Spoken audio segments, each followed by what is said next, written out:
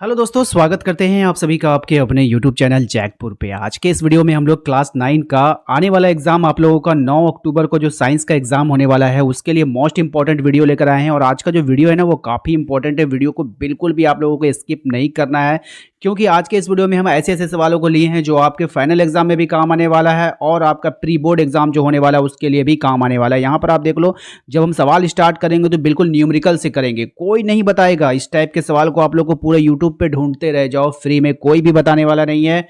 मैं आप लोगों के लिए फ्री में लेकर आया हूँ, बिल्कुल फ्री में नहीं लेकर आया हूँ। इसके लिए आप लोगों को वीडियो को लाइक कर दीजिए, बस चैनल को पहली बार आए तो सब्सक्राइब कर लीजिए, बस यही हमारा फीस है, ठीक है। इतना तो आप लोगों को करना ही होगा, क्योंकि बहुत मेहनत लगती है आप लोगों के लिए वीडियो बनाने में। तो चलिए शुरू करते हैं, हम देखते हैं क्या है सवाल और किस तरह से इसको हल करेंगे। एक एक लाइन को बिल्कुल अच्छे से समझेंगे। सवाल में देखो कह रहा है कि एक वस्तु का भार पृथ्वी के पृष्ठ पर मापने पर 10 न्यूटन आता है। इसका भार जो है वो चंद्रमा की सतह पर मापने पर क्या होगा। तो सबसे पहले हम आपको बता दूं कि यहाँ पर होता क्या है कि जब आपका मान लो ना आपका भार, ये हम पृथ्वी है, हम ये हमारा पृथ्वी है, ये हमारा चंदा मामा है, ठीक है।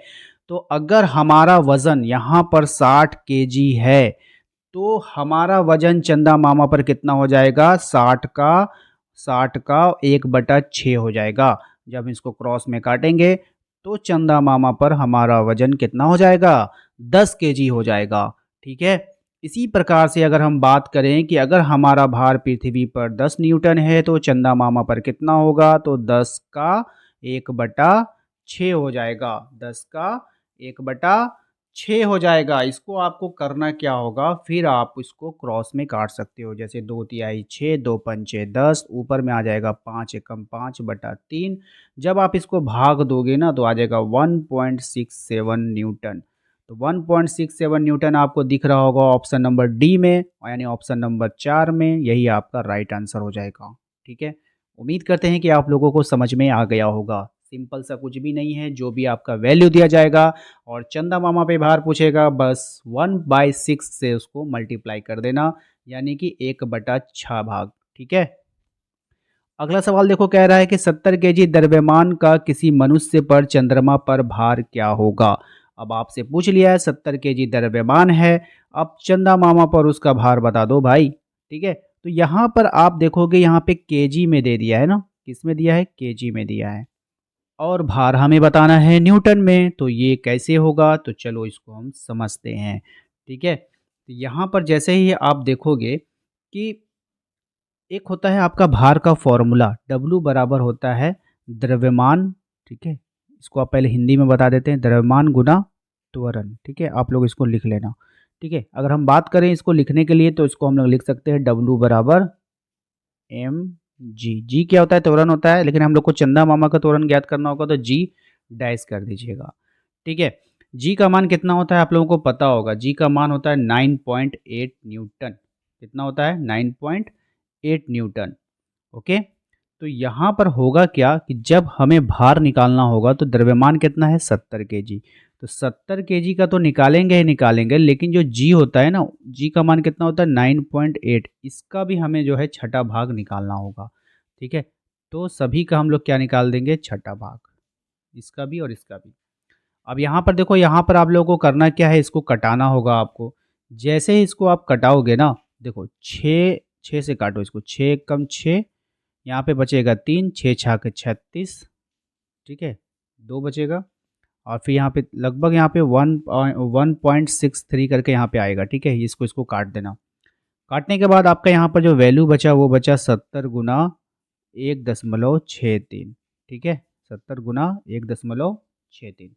अब इसको क्या करो, आपस में मल्टीप्लाई करो। जैसे ही इसको मल्टीप्लाई करोगे आपका आ जाएगा 114.3 न्यूटन, ठीक है। ऑप्शन नंबर 3 आपका आंसर हो जाएगा। इतना आपको करना होगा, ठीक है। अब आते हैं अगले सवाल पे। अगला सवाल कह रहा है किसी वस्तु का भार पृथ्वी के केंद्र पर क्या होता है। तो देखो, किसी भी वस्तु का जो भार होता है ना, वो पृथ्वी के केंद्र पर जो होता है वो शून्य होता है। कितना होता है, शून्य होता है। अगला सवाल देखो कह रहा है हमारे यदि किसी वस्तु का भार 49 न्यूटन है तो उसका द्रव्यमान क्या होगा।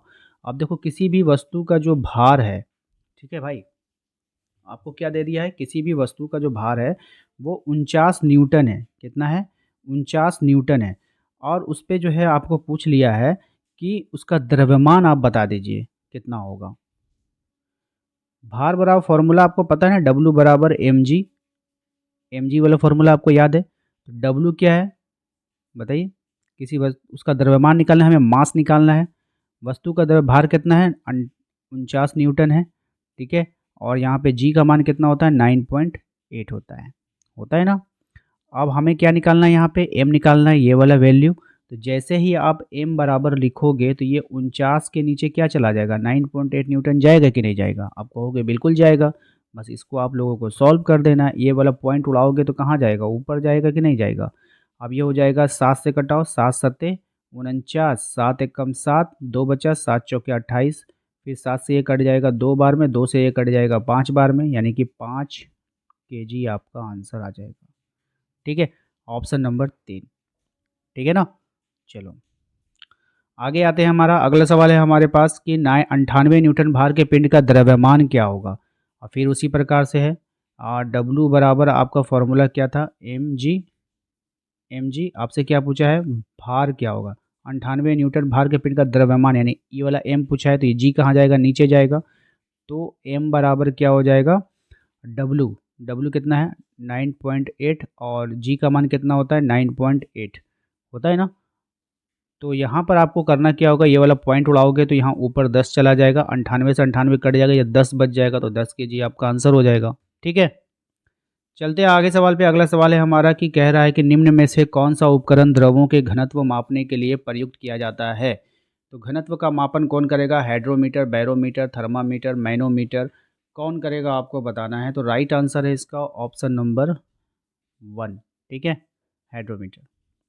दुग्ध मापी किस सिद्धांत पे कार्य करता है, आर्किमिडीज के सिद्धांत पर, संवेग संरक्षण के सिद्धांत पे, ऊर्जा संरक्षण के सिद्धांत पर, या फिर इनमें से कोई नहीं।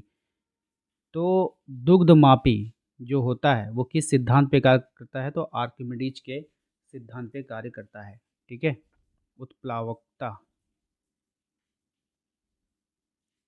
चलो नेक्स्ट है हमारा, किसी वस्तु की सतह लंबवत लगने वाले बल को क्या कहते हैं। तो किसी वस्तु की सतह पर लंबवत लगने वाले बल को प्रणोद कहते हैं। प्रति एकांक क्षेत्रफल पर लगने वाले बल को क्या कहा जाता है। तो प्रति एकांक क्षेत्रफल पर लगने वाले बल को दाब कहते हैं।